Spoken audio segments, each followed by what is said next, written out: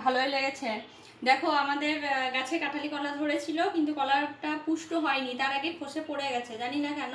তো ওইগুলো দেখো আমরা 2 ডজন রেখেছিলাম, সেটা মামুনি কেটে দেখো ভেজেছে, মানে চালের গুঁড়ো, বেসন, খেতে খুব সুন্দর তারপর হয়েছে। আরেকটা মশলা আছে ওটা দিয়ে তিল এই দেখো দিয়েছি। ভেজেছে। এই দেখো এই ঠিক এই সাইজটাই হয়েছিল কলাটা, এটা সাইজটা হয়ে মানে দেখো মামুনি মাঝে মাঝে কেটে ভেজেছে। এটা কিন্তু খেতে খুব ভালো লাগলো। আমরা 2 ডজন রেখে বাকি পুরো কাঁদিটাই আমাদের যে দুধ দেয় সেই কাকুকে দিয়ে দিয়েছি, শুধু শুধু আমাদের ঘরে রেখে কি হবে, এর জন্য দিয়ে দিলাম। আর এই দেখো কাঁঠাল বীজ রেখেছিলাম, সেই কাঁঠাল বীজের ডাল করেছি। এটা কিন্তু কোনো কলাই দিয়ে না, শুধু কাঁঠাল বীজটারই এটা সেদ্ধ করে ভালো করে ম্যাশ করে নিয়েছি, দিয়ে ব্যাস এটা গরম জলে ফুটিয়ে ফোড়ন দিয়ে ডাল করেছি। এই ডালটা খেতে কিন্তু খুব ভালো লাগে। তোমরা করে খাবে যারা হ্যাঁ, খাও না। কাঁঠাল বীজের বড়া খাও, বা কেউ হয়তো কাঁঠাল বীজ তরকারিতে দাও, এইভাবে ডাল করে খাবে, সেটা খেতেও কিন্তু খুব ভালো লাগবে।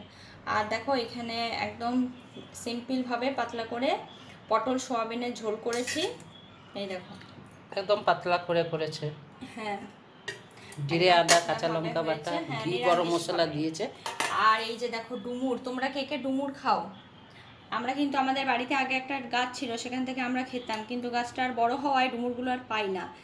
আর এটা দেখো বাপি সেদিন বাজার থেকে কিনে নিয়ে এসেছিল, এই দেখো ডুমুর রান্না ও করেছি। কিন্তু বাপের বাড়ির কথা বললো, শ্বশুর বাড়িতে ডুমুর গাছ ছিল হ্যাঁ না। না, আমার ওর আমার বাপের বাড়িতে বাড়িতে, ছিল। হ্যাঁ আমাদের যেটা খামার বাড়ি ছিল বাড়ির পেছনে, সেখানে ছিল।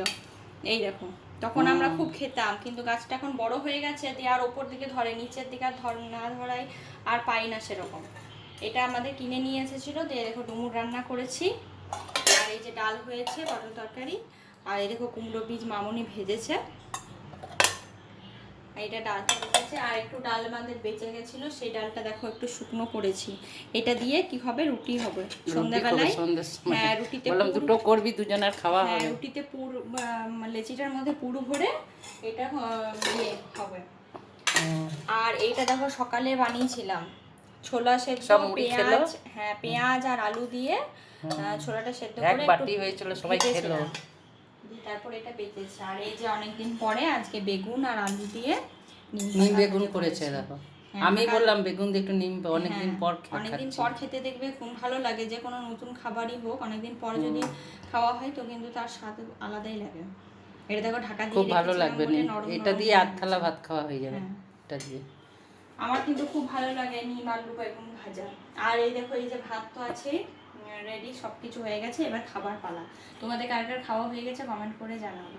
সবাই ভালো থেকো, সবাই পাশে সুস্থ থেকো, থাকবে, পাশে আমরাও থেকো। পাশে থাকবো সবার। অনেক বন্ধু হয়েছে, সবাই সাপোর্ট করো, আমিও হ্যাঁ, সাপোর্ট করব। টাটা। খুব ভালো, সবাই সুস্থ থেকো।